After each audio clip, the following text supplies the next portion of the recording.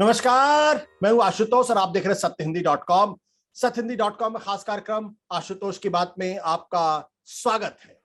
अगर यह कहूं कि कांग्रेस पार्टी संकट में है तो शायद अतिशयोक्ति नहीं होगी। अगर यह कहूं कि कांग्रेस पार्टी अपने अस्तित्व की लड़ाई लड़ रही है तो भी अतिशयोक्ति नहीं होगी।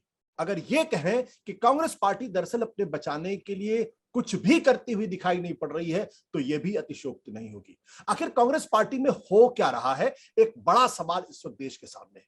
यह सवाल सिर्फ इसलिए नहीं कि कांग्रेस पार्टी जो है वो एक पार्टी है, पिछले 130 साल पुरानी पार्टी है, बल्कि इसलिए भी है क्योंकि देश के अंदर अगर सत्ता पक्ष बहुत मजबूत होता है तो विपक्ष का काम सत्ता पक्ष पर अंकुश लगाने का काम होता है। अगर वो अंकुश न लगा पाए तो जाहिर सी बात है लोकतंत्र तानाशाही में बदलता हुआ दिखाई पड़ता है। ऐसे में कांग्रेस पार्टी की भूमिका को लेकर देश के अंदर एक बड़ी चिंता है। लेकिन ऐसा लगता है जैसे कांग्रेस पार्टी को अब अपनी गलतियों का एहसास हो रहा है। पिछले कुछ दिनों से जिस तरीके से political election strategist Prashant Kishor से बातचीत करने की कोशिश की जा रही है, जिस तरीके से दोनों के बीच संवाद स्थापित हो रहा है, ऐसा लग रहा है जैसे कांग्रेस पार्टी के अंदर कुछ नई चेतना, नई ऊर्जा आई है और वो अब जल्द से जल्द कोई सलूशन पाना चाहते हैं। ये चिंता क्या है? क्या कांग्रेस पार्टी वाकई किसी समस्या के समाधान की दिशा में बढ़ती हुई नजर आ रही है, या फिर भी एक बहुत ही रेगुलर सी एक्सरसाइज है सिर्फ जताने के लिए? क्या कांग्रेस पार्टी को सर्जरी की जरूरत है या महज कुछ दवाओं की जरूरत है? इन तमाम मसलों बातचीत करेंगे हम कांग्रेस पार्टी के पूर्व प्रवक्ता संजय झा से, जिनको सस्पेंडेड कांग्रेस नेता भी कह सकते हैं।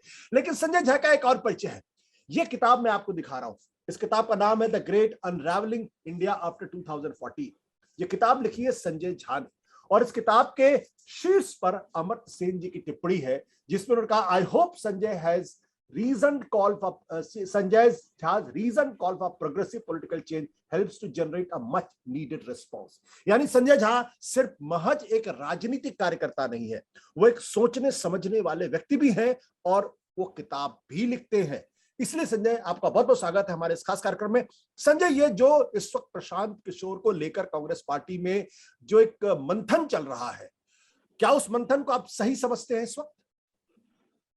आशुतोष जी, मैं समझता हूं कि जो आपने कहा है अभी प्रोग्राम के शुरू में वो बिल्कुल सही है। देखिए, पार्टी को सच का सामना करना होगा और यदि प्रशांत किशोर के बारे में जो भी वाद विवाद हो रहा है, जो बयानबाजी हो रहा है, जो भी अंदरूनी सच्चाई है, कम से कम ये दिखा रहा है कि कांग्रेस पार्टी अब मानने के लिए तैयार है कि हम जिस तरीके से इतने 7-8 साल से हम जैसे अपना घर चला रहे हैं, इस तरीके से तो भाजपा को कुछ करना ही नहीं है, वो तो चुनाव जीतेंगे ही। तो मैं समझता हूं कि देखिए, सच्चाई यही है कि जैसे आपने कहा कि कांग्रेस के सामने ये जो एक एग्जिस्टेंशियल जो एक संकट काल जो है, जिसको आप अस्तित्व कहते हैं, वो बिल्कुल सच है।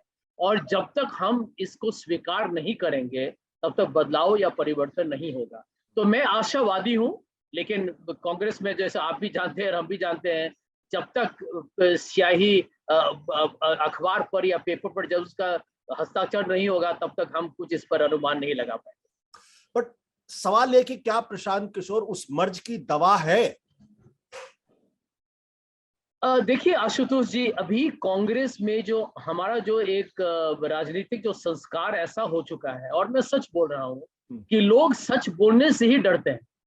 कोई राहुल गांधी या मिसेस गांधी को ये कुछ कठोर या ऐसे शब्दों का प्रयोग करना जिसमें लोगों को थोड़ा चोट भी लगे, लेकिन कोई ये उनके सामने ये जो चमचागिरी और चापलूसी का जो एक माहौल बन चुका है सालों से, ये इसको मैं गांधी परिवार पर कोई आरोप नहीं लगा रहा हूँ, ये कांग्रेस का एक कल्चर हो चुका है। आप राज्य में भी आइएगा तो मुख्यमंत्री से के सामने सब लोग वहां नाचते ही रहते हैं। तो ये यदि आपका ऐसा लोकतंत्र, अंदरूनी लोकतंत्र है, आंतरिक जो प्रजातंत्र होना चाहिए वो आप में है ही नहीं, तो कौन बोलेगा आपको सच? कौन बोलेगा कि राहुल गांधी जी को शायद अब थोड़ा हट के काम करना है, उनको शायद दूसरों विषयों पर उनको फोकस करना चाहिए, या आपको अलायंसेस कहाँ करनी चाहिए, या आप कौन से राज्यों में आप ज्यादा फोकस करें? वो बोलने वाला कोई पार्टी में किसी के पास हिम्मत ही नहीं है। मैं एक और चीज बोलूंगा, G23 के जितने लोग हैं, अच्छे लोग हैं, अनुभवी है, तजुर्बा है, लेकिन उनमें भी किसी को इतना हिम्मत नहीं है वो जाके कहें कि देखिए गांधी परिवार का पॉलिटिकल ब्रांड अब निर्भर हो चुका है, आप थोड़ा बैकसीट लीजिए, किसी नए चेहरों को आप एक मौका दीजिए। ये कोई नहीं बोल पाएगा। तो मैं समझता हूँ कि ऐसे हालात में कोई बाहर से कोई आए जिसका अपना भी कोई उनका भी तो कोई एक छवि है ना, उनका भी तो शोहरत है। प्रशांत किशोर पर जाए लोग उनको पसंद करे या ना करे, कोई उनको आउटसोर्स बोले या आउटसाइडर बोले, लेकिन प्रशांत किशोर ने अपनी सफलता, अपनी चाहे नजरिया हो, उनकी रणनीति हो, जो भी हो, उन्होंने सफलता पाई है।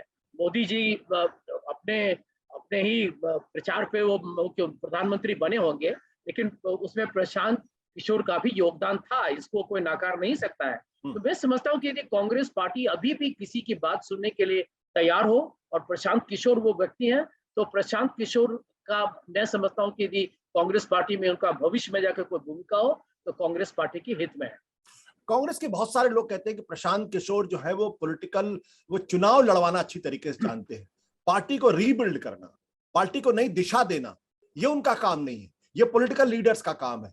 ऐसे में सवाल उठता है कि जिस आदमी ने पॉलिटिक्स जो है रियल पॉलिटिक्स नहीं की है, सिर्फ चुनाव के लिए एक स्ट्रक्चर खड़ा किया है, चुनाव की व्यवस्था देखी है और चुनाव में पार्टी को जिताया है, क्या वो कांग्रेस पार्टी को वाकई में पुनर्जीवन दे पाएंगे? सबसे बड़ा सवाल आज की तारीख में, आपको क्या लगता है?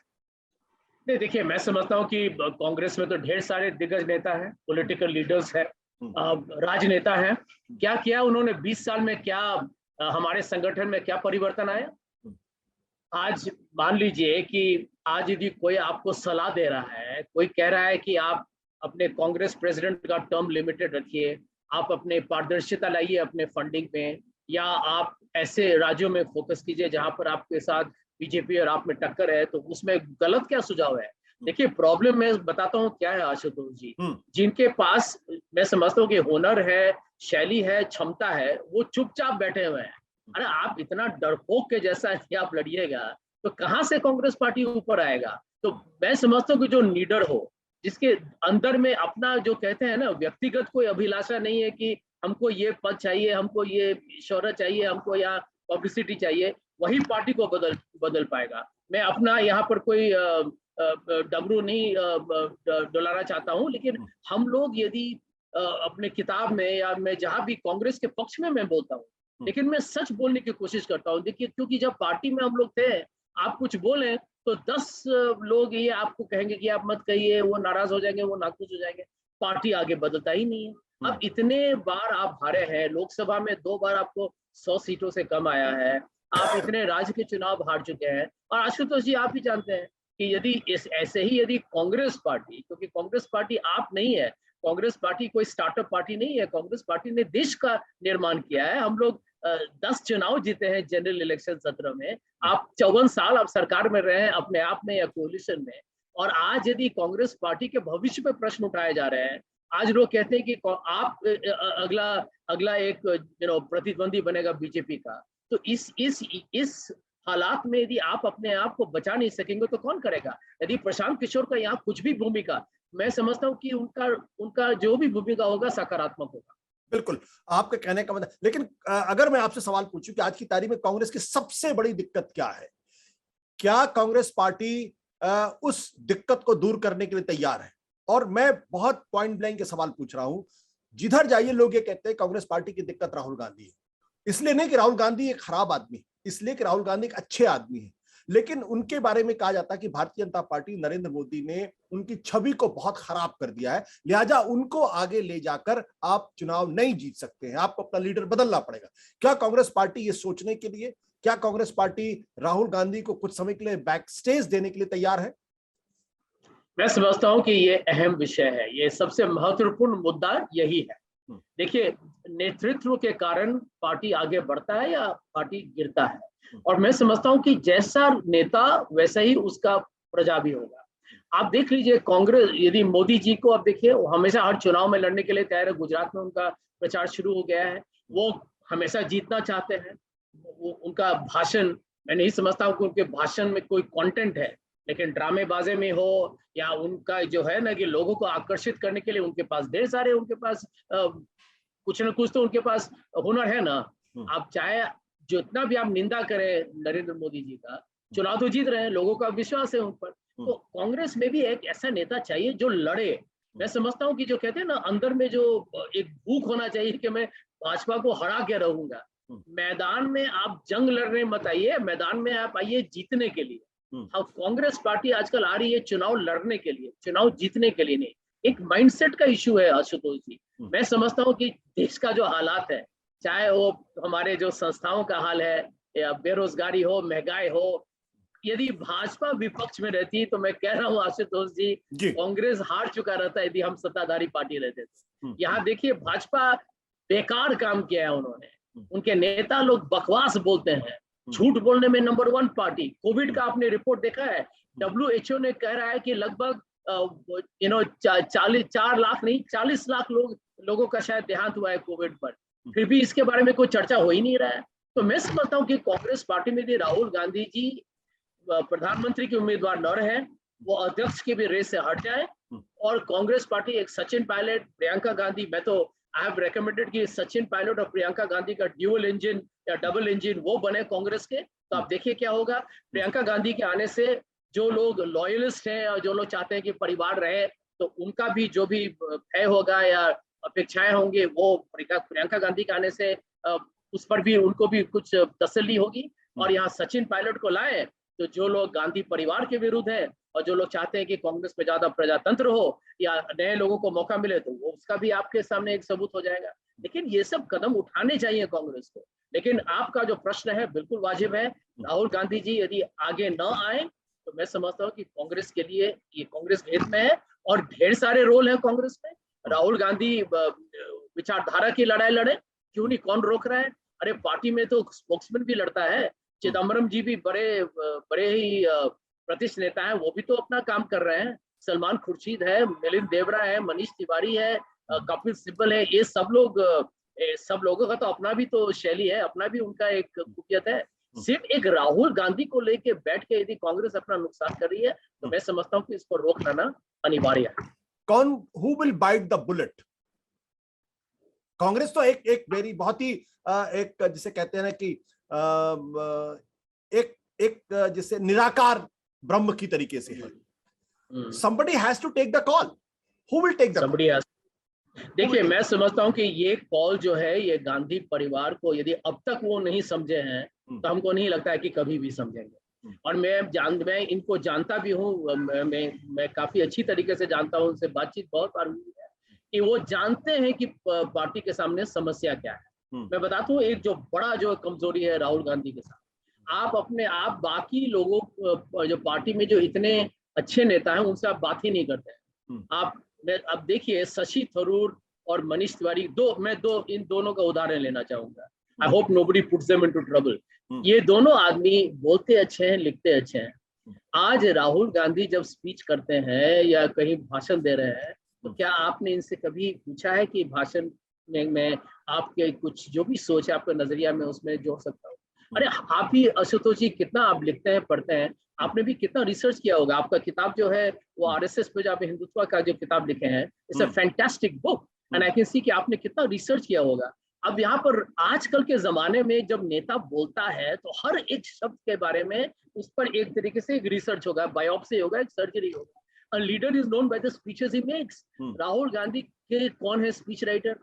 और ये यदि आपको ये जो है घमंड है कि हम किसी से पूछेंगे नहीं, आप में अहंकार है कि हम ही जानते हैं, हम ही लड़ेंगे आरएसएस के साथ, ये सब बिल्कुल बकवास बात है। यदि आप समझते हैं कि आप आरएसएस को हरा सकते हैं अकेले, तो नहीं हरा सकते हैं। आपका पूरा संगठन को लड़ना पड़ेगा, हर एक कार्यकर्ता को लड़ना पड़ेगा, आपके प्रवक्ता को भी उस पर पूरी तरीके से सहमत होगा कि ये जो मेरा नेता कह रहा है ये सही कह रहा है, नहीं तो कोई जाके सिर्फ पेपर से पढ़ नहीं सकता है। तो मैं समझता हूँ कि ये सब सच्चाई मैं समझता हूँ कि राहुल गांधी जी जानते हैं। उनके अगल बगल में जो ये चमचे लोग हैं ना, उनके जो एडवाइजर्स हैं, वो अपना ही खेल खेल रहे हैं। उन्होंने उनको कह दिया है कि आपके बिना ये पार्टी टूट जाएगा। मैं उनको खुलेआम आपके चैनल पर चुनौती देता हूँ, आप राहुल गांधी जी को हटने दीजिए, कोई पार्टी नहीं छोड़ेगा, पार्टी नहीं टूटेगा। क्योंकि यदि हम खुद ही कह रहे हैं कि हम विचारधारा की लड़ाई है तो एक व्यक्ति विशेष हम क्यों बना रहे हैं इसको? बिल्कुल आपने सही कहा। लेकिन फिर वही सवाल है, राहुल गांधी ने जब 2019 के बाद जब चुनाव हुआ उसके बाद उन्होंने पार्टी पद से इस्तीफा दिया, उन्होंने कहा कि मैं नहीं बनूंगा, मैं जिम्मेदारी लेता हूं। कांग्रेस ने वो कॉल नहीं ली राहुल गांधी की जगह किसी नए अध्यक्ष को चुनने का, वो चले गए सोनिया गांधी के पास और इंटरिम प्रेसिडेंट चुना। तो क्या सोनिया गांधी को ये कॉल लेना पड़ेगा कि नहीं, राहुल गांधी नहीं बनेंगे, उनकी जगह सचिन पायलट को बनाया जाए या प्रियंका गांधी को बनाया, किसी को और बनाया जाए? Can Sonia Gandhi take that call? I think that Sonia Gandhi ji can take this, और उनको ये करना चाहिए। क्योंकि देखिए 2004 में या 2009 में यदि भाजपा को हराने में सफलता हुई और यूपीए 1 और यूपीए 2 एक तरीके से मैं समझता हूं कि उनके बारे में जितने भी आरोप लगाए गए बाद में, लेकिन उनका काम अच्छा रहा। ढेर सारे जो राइट्स बेस्ड प्रोग्राम्स वहीं पर हुए थे। तो सोनिया गांधी जी, मैं समझता हूँ कि आसान नहीं होता है। अब ये हम सब जानते हैं Ashutosh is a foreigner, but कितना उन्होंने समझौता किया है। अब भारत में जो बम्बई के जो लोग रहते हैं उनको हिंदी बोलने नहीं आता है। यहाँ सोनिया गांधी जी बाहर विदेशी नहीं है, लेकिन कितने अच्छी तरीके से उन्होंने भारत के संस्कार को समझा। उसने जो भी हमारे तौर तरीके हैं उनको उनको उन्होंने, मैं समझता हूँ, बहुत मेहनत के साथ, और उनके साथ बहुत ही भयानक एक उनका जो एक व्यक्तिगत जो घटना में जब राजीव गांधी का असैसिनेशन हुआ था, उसके बावजूद वो जिस तरीके से लड़ी है, उसको मैं समझता हूँ कि प्रशंसा से आप रुक भी नहीं सकते हैं। वो सब लोग उनके जो कठोर से कठोर उनके जो भी उनके जो भी क्रिटिक्स हों या जो समीक्षा करने वाले, उनको भी मानना पड़ेगा, शी फॉट हार्ड। आज कांग्रेस पार्टी को ऐसा नेता चाहिए जो कदम उठाए और ये सोचे कि देखिए भारत का भविष्य अभी उज्जवल नहीं है, प्रजातंत्र खतरे में है। ये कोई मैं समझता हूँ कि बयानबाजी नहीं है, सब देख रहे हैं आंखें सामने। एक बुलडोजर सरकार अब हमारे सामने आ चुकी है, सांप्रदायिक तनाव या तापमान बढ़ाया जा रहा है। तो यदि सोनिया गांधी अभी इस वक्त कहें कि हम एक ऐसा अध्यक्ष चाहेंगे कांग्रेस में जो गांधी परिवार का न हो, यदि हमारे परिवार का अब कोई यहाँ पर उतना ज्यादा जो कहते हैं कि पॉलिटिकल ब्रांड नहीं है, हम काम तो करेंगे लेकिन पीछे से करेंगे, तो मैं समझता हूँ कि कांग्रेस पार्टी कल, मैं तो कहता हूँ कि जिस दिन इसका ऐलान होगा उसके एक दिन बाद कांग्रेस पार्टी का वोट शेयर 3-4% बढ़ जाए। संजय, एक मैं इतिहास की तरफ ले जाना चाहता हूँ आपको याद होगा कि जब 1984 में जब भारतीय जनता पार्टी बुरी तरीके से हार गई, उस वक्त अटल बिहारी वाजपेयी पार्टी के नेता थे, पार्टी का फेस भी थे और बहुत ही चमत्कारिक व्यक्तित्व भी उनका था।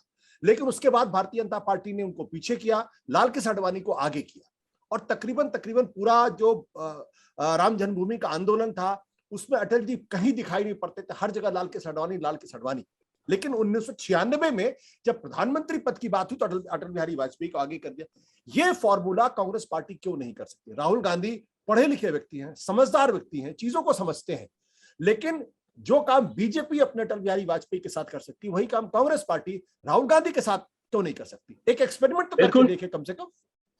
बिल्कुल, और क्यों नहीं। मैं समझता हूं कि ये देखिए, आपको यदि हम लोग ये महात्मा गांधी, पंडित नेहरू, सरदार पटेल, नेताजी सुभाष चंद्र बोस, मौलाना आजाद कैसे नेता रहे हैं कांग्रेस पार्टी के इतिहास में। और आपने सही कहा, और मैं समझता हूँ कि प्रशांत किशोर ने भी शायद ये सलाह दिया हुआ है कि आपका जो एक पॉलिटिकल फेस होगा 24 के लिए और जो पार्टी का अध्यक्ष होगा अलग होना भी चाहिए। देखिए इतना बड़ा संगठन है कांग्रेस, तो चलाना आसान नहीं है, पेचीदा एक it is like running 10 Hindustan levers और 25 ONGC और इंडियन ऑयल कॉर्पोरेशन। आप कैसे चला सकते, एक आदमी कैसे चला सकता है? इसीलिए मैं समझता हूं कि इस वक्त बदलाव कांग्रेस पार्टी में लाना अनिवार्य है। देखिए हर एक दिन राजनीतिक जो आपका जो जिंदगी है, हर एक दिन जहां पर कुछ नहीं कर रहे हैं आप या आप आगे नहीं बढ़ रहे हैं, तो वो आपका ही नुकसान है। देखिए कांग्रेस पार्टी यदि ये नेताओं को मौका दे और अपने आप को ये समझे कि हमको इसको आप जो सेकंड फ्रीडम स्ट्रगल लेके लड़िए। अरे आपने अंग्रेजों को हटाया यहाँ से, आप कांग्रेस पार्टी की इतिहास आदि आप पढ़िएगा तो आप तो पढ़े बहुत जानते ही हैं आशुतोष जी, हमने अंग्रेजों से लड़ा। और यहाँ तो ये RSS और महासभा के लोग, हिंदू महासभा के लोग कहा थे, वो तो सब जानते हैं। आज इनको हराना इतना मुश्किल हो गया। यही मैं कह रहा हूँ कि नेतृत्व की जरूरत है। उस समय 5-6 नेता लड़ते थे देश के लिए, यहाँ हमको 5-6 नेता ऐसे चाहिए जो अपने पद के लिए नहीं, ये नहीं कि हमको ये बनना है वो बनना है, आप पार्टी के लिए लड़िए और देश आपके साथ खड़ा हो जाएगा। आज भी आशुतोष जी मैं कितने लोगों से मिलता हूँ जो मुझे कहते हैं कि हमें मोदी सरकार से नाखुश है, नाराज है, हम जानते हैं वो क्या कर रहे हैं, हम जानते हैं उनकी बदमाशी, हम जानते हैं कि वो जानबूझ के वो एक सांप्रदायिक खेल खेल रहे हैं, लेकिन हम आपके यदि नेता राहुल गांधी जी होंगे तो के लिए वोट देंगे। तो यदि यही समस्या है तो नेता को बदलिए और आइए मैदान में और जीतिए। बट संजय, आज की तारीख में जो कांग्रेस के नेतृत्व में जो लोग नजर आते हैं, 80 साल के नजर आते हैं, 75 साल के नजर आते हैं, वही एक एंटनी, वही किसी के प्रति डिसरेस्पेक्ट नहीं है, बट जो जैसे आपने सचिन पायलट का नाम लिया, इन लोगों को ऐसा लगता है आगे बढ़ाने से कांग्रेस पार्टी डरती है, क्यों? बिल्कुल। देखिए यही यही यही सब, ये कितना विचित्र बात है। आप सोचिए ना कि हमारे पास जो अच्छे नेता थे, जो राहुल गांधी के मित्र हुआ करते थे, ज्योतिरादित्य, आरपीएन सिंह, जितिन प्रसाद, सुष्मिता देव, कितने अच्छे लोग हैं।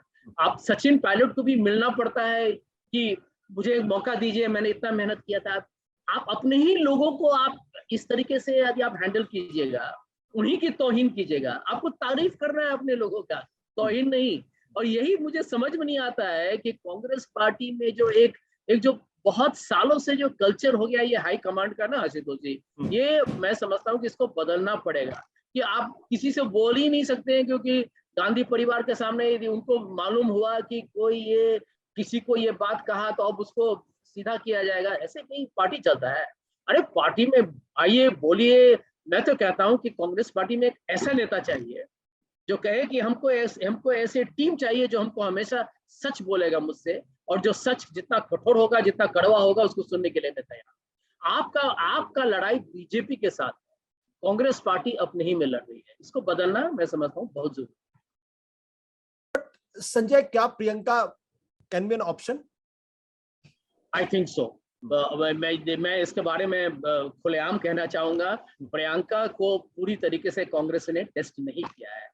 आपने उनको उत्तर प्रदेश में ढकेल दिया। आप जानते हैं कि उत्तर प्रदेश में 1996 के बाद आपके पास डबल डिजिट पे वोट शेयर्स नहीं आए 1996 से। और 26 साल के बाद जब मोदी जी का एक लहर चल रहा है, उस समय Priyanka Gandhi will come and win UP. I think वो बिल्कुल मैं समझता हूँ कि ऐसी उम्मीद करना ही गलती थी। लेकिन प्रियंका ने मेहनत किया। प्रियंका ने जिस तरीके से, मैं समझता हूं कि 2209 मीटिंग्स की। आप लोग कह सकते हैं कि वो लेट आई, लेकिन भैया उस समय पेंडेमिक भी था। पेंडेमिक में ये भी मैं नहीं समझता कि सही था कि आप जनता को लेके यहाँ वहाँ घूमते रहिए। सबका स्वास्थ्य भी तो एक मैं समझता हूँ कि बहुत ही एक संजीदा विषय था। तो यहाँ पर मैं समझता हूँ कि प्रियंका गांधी को यदि आप मौका दें तो वो एक उनका प्रचार अच्छा होता है। उनको मैं समझता हूँ she is a very good communicator, और वो जानते हैं कि लोगों के साथ कैसे एक रिश्ता बनाए। देखिए, मैं आपको एक छोटा सा एक उदाहरण दूंगा जी। 2 साल पहले जब कोविड हुआ था, तो मैं सबसे पहले 1 महीने के अंदर मुझे कोविड हो गया। राहुल गांधी ने मुझे कोई मैसेज नहीं दिया। प्रियंका ने कम से कम 4 बार मुझसे पूछा कि हाउ आर यू। ये छोटी मोटी चीज है Ashutosh. I am not trying to kind of make a big deal out of it, लेकिन ये बताता है कि किसको लोगों के साथ एक रिश्ता बनाने का जो politics is all about relationships, कि आपका रिश्ता क्या है मीडिया के साथ, अपने सहयोगी के साथ, अपने, मैं समझता हूँ कि आपके प्रतिद्वंदी हैं उसके भी साथ, आप भाजपा से भी कैसे बात करते हैं। अरे भाजपा कोई हमारा शत्रु तो नहीं ना है, प्रतिद्वंदी है, कोई हमारा दुश्मन तो नहीं ना है। हम लोग सब देश के लिए लड़ रहे हैं, हमारा सोच अलग है, हमारा विचारधारा अलग है।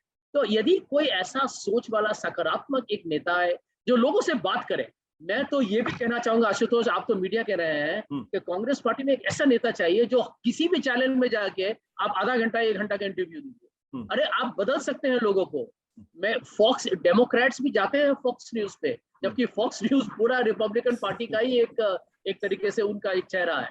तो मैं समझता हूँ कि जब आपको वो हौसला अफजाई आएगा, आपके पार्टी में उठ जाएगा। कांग्रेस पार्टी का कार्यकर्ता इतना भला आदमी, इतना मेहनती आदमी है, उसको एक ऐसा नेता चाहिए जो प्रेरणा लाए। और मैं समझता हूँ कि प्रियंका गांधी में वो पूरे कैपेबिलिटीज हैं। यदि पार्टी को कोई बदल सकता है तो आप प्रियंका और पायलट का एक टीम बना दें, आप देखिए 2024 में कुछ भी हो सकता है। बट पायलट तो बीच में उनके बारे में खबर थी कि वो बीजेपी जाने वाले हैं, तो वो एक दाग तो उनके ऊपर लगा हुआ है।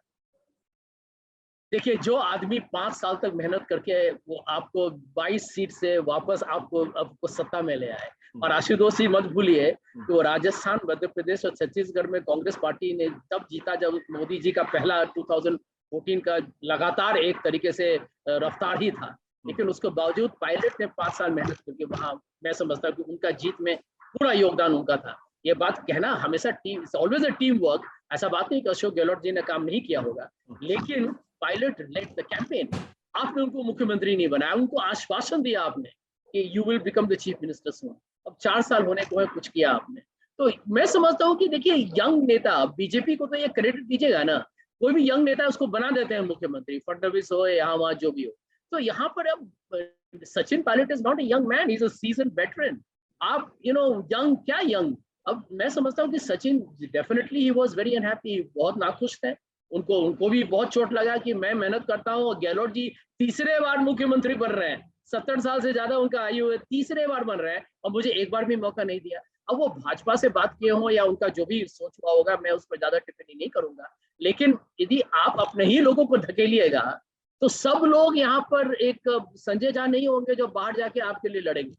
देखिए, बहुत लोगों का एक दूसरा भी एक लक्ष्य होता है और आप उनको हटा रहे हैं अपनी ही पार्टी से। लेकिन Sachin Pilot is still in the party, I think he is an asset for the party. लेकिन उनका आप कैसे उपयोग कीजिएगा, यही मैं समझता हूँ कि कांग्रेस पार्टी के लिए एक बहुत ही अच्छा एक मौका है। आप उनको एक जो कहते हैं उनको एक मौका दीजिए और मेरा पूरा ये विश्वास है कि नतीजा हमारे हित में होगा। संजय, एक सवाल संजय झा को लेके है, banker to politics, how was the experience? Well, to be very frank, banking में पॉलिटिक्स मैंने वहीं पर सीखा है। फॉरेन बैंक्स में इतना पॉलिटिक्स होता है कि आपका बैचमेट जिसके साथ आपने एमबीए किया हो वो आप ही को कहीं गिरा देगा क्योंकि he wants to get a foreign posting. वो चाहता है कि बॉस मुझे ज्यादा बोनस दे दे। बड़ा कंपेटिटिव, एक तरीके से आप देखिएगा ऐसा डॉग हाउस, एकदम डॉग ईट डॉग पॉलिटिक्स होता है। तो मैंने देखा कि जिस तरीके का पॉलिटिक्स वहां हो या क्रिकेट में हो, जहां पर मैंने cricketnext.com भी शुरू किया था, मेरा एक तरीके से पॉलिटिकल जो कहते हैं शिक्षा, राजनीतिक शिक्षा वही हो गया। और लेकिन मैं समझता हूँ कि जितने लोग राजनेता होते हैं, जितने लोग राजनीति में चाहे भाजपा के हो, आप के हो या कांग्रेस, मैं समझता हूँ कि आई लव पॉलिटिक्स बिकॉज मैं समझता हूँ यहाँ लोग really they work hard. Ashutosh, चाहे मीडिया भी हो, इतना मेहनत करते हैं लोग पॉलिटिक्स में। और ये इस मेहनत को यदि आप सही तरीके से चैनलाइज कीजिएगा तो एक इसका आपको इसका देश के लिए यदि आप काम करें तो जनता समझ जाती है। आज कांग्रेस पार्टी को लोग देख रहे हैं तो लोग समझते हैं कि यार ये अपने अंदरूनी मसलों में फंसे हुए हैं। यदि हम ये दिखाएं कि ये हमारा सोच है, देश को हमने बनाया था, हम फिर से बनाएंगे, ये दूसरा एक आजादी का एक लड़ाई है। आजादी एक तानाशाही से, आजादी एक महंगाई से, आजादी जिस तरीके से यहाँ क्रोनी कैपिटलिज्म है, आजादी जिस तरीके की सांप्रदायिक राजनीति है, देश की जनता आपके साथ आ जाएगी, क्यों नहीं आएगी? तो मेरा तो पूरा विश्वास है आशुतोष जी, कहानी बदल सकता है लेकिन कहानी लिखने वाला भी थोड़ा अलग होना चाहिए। संजय झा बागी है, ही इज अ रेबल। लोग कहते हैं he is a rebel without cause. देखिए मैं I will be very frank with you. जब when I was in college और रादर इन स्कूल, मेरे फादर प्रोफेसर हुआ करते थे, उन्होंने मुझे 2 किताब दिया था उस समय, my experiments with truth by Gandhi ji and the discovery of India. And I think मेरा जो कहते हैं ना कांग्रेस पार्टी के साथ जो मेरा रिश्ता है, इट स्टार्टेड देन। तो यहाँ पर ये पद से आप हटाइए हमको आप ये मत कहिए, वो मत कहिए, उससे कुछ फर्क नहीं करता। मैं चाहता हूँ कि देश में एक अच्छा राजनीतिक दल हो। कांग्रेस बीजेपी से बहुत अच्छा है। कांग्रेस अपने ही पांव पे कुल्हाड़ी मारा है। यदि वो कुछ अच्छे कदम उठाएं, सही कदम उठाएं, भविष्य बदल सकता है और जल्द बदल सकता है। आखिरी सवाल, जो हिंदुस्तान के फॉक्स न्यूज चैनल्स हैं, उसका आपका एक्सपीरियंस कैसा है? देखिए, मैं समझता हूँ कि हमारे यहाँ तो फॉक्स के बाप बैठे हुए हैं